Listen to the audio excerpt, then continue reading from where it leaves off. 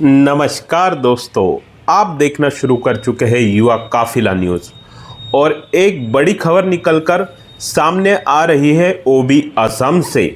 असम में दो समुदाय हैं, एक का नाम है मोरान, दूसरे का नाम है कोच राजबोंगाशी। ये दोनों समुदाय अपने अपने क्षेत्रों में इकट्ठा हुए। ये क्षेत्र थे तिनसुकिया और धुबरी। आखिर ये इकट्ठा क्यों हुए? इनका मकसद क्या था? ये इकट्ठा इसलिए हुए क्योंकि ये अपने आप को अनुसूचित जनजाति, जी हाँ एसटी की श्रेणी में सूचीबद्ध और पंजीबद्ध कराना चाहते थे। आखिर ऐसा क्या मामला हुआ कि इन दो संप्रदाय, जिनमें मोरान और कोच राजबोंगाशी समुदाय हैं, इनको अनुसूचित जनजाति में शामिल होने की धुन सवार हो गई।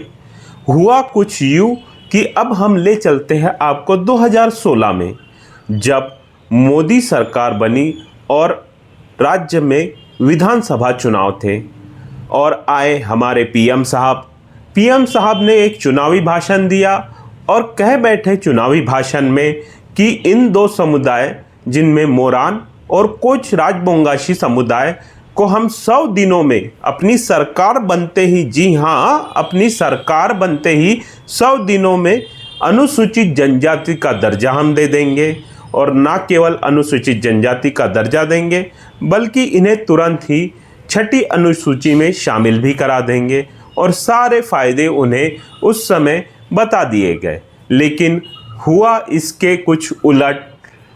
इसी के विरोध में ऑल मोरन स्टूडेंट यूनियन, जो कि वहाँ का स्टूडेंट यूनियन है, इनके बैनर तले एक बड़ी रैली का आयोजन किया गया। और वो रैली भी कुछ ऐसी वैसी रैली नहीं थी, इसमें लगभग 20,000 लोग, बड़ी संख्या में यह लोग शामिल हुए।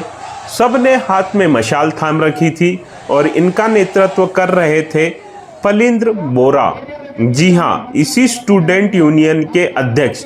इन्होंने अपने भाषण में कहा कि मुख्यमंत्री से लेकर प्रधानमंत्री बड़े बड़े चुनावी वादे करते हैं। इन्होंने तो कहा था कि हमारी सरकार बनते ही हम 100 दिन में आप दोनों समुदायों को अनुसूचित जनजाति का दर्जा दे देंगे। लेकिन इनके वादों का क्या हुआ?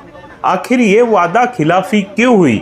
तो अभी 2026 में असम का चुनाव है और इसी के मद्देनज़र इन्होंने अब एकत्रित होना शुरू कर दिया है।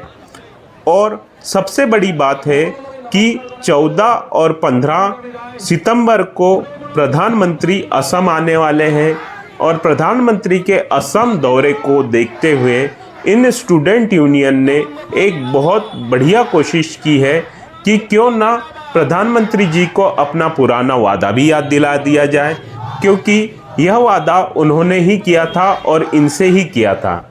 वैसे भी असम और अरुणाचल प्रदेश सहित मणिपुर, जो कि पूर्व भारत का हिस्सा है, अब तक काफ़ी पिछड़े हुए थे। प्रधानमंत्री जी का दावा तो यह भी है कि अब हमने वहाँ रेल चला दी है, बड़े बड़े ब्रिजेस बना दिए हैं और टूरिज्म को बढ़ावा भी दे दिया है। सरकार का दावा है कि हमने यहाँ पर टूरिज्म बढ़ा दिया है, शिक्षा के द्वार सभी के लिए खोल दिए हैं। लेकिन ऐसा क्या हुआ कि एकाएक यह दो समुदाय शिक्षा, रोजगार और बेरोजगारी के चलते सड़कों पर आ गए। आखिर इनका यह हाल क्यों हुआ? कहीं ये भी हमारा देश जेन जी के तरफ तो नहीं जा रहा है? आखिर इस देश को हो क्या गया है और यहाँ के युवा किस ओर जा रहे हैं, यह देखना एक दिलचस्प बात होगी कि 2026 के पहले मोदी सरकार इन दो समुदायों को अनुसूचित जनजाति का दर्जा देती है या फिर कोई नया शिगुफा छोड़ देती है। देखते रहिए हमारे साथ युवा काफिला न्यूज़।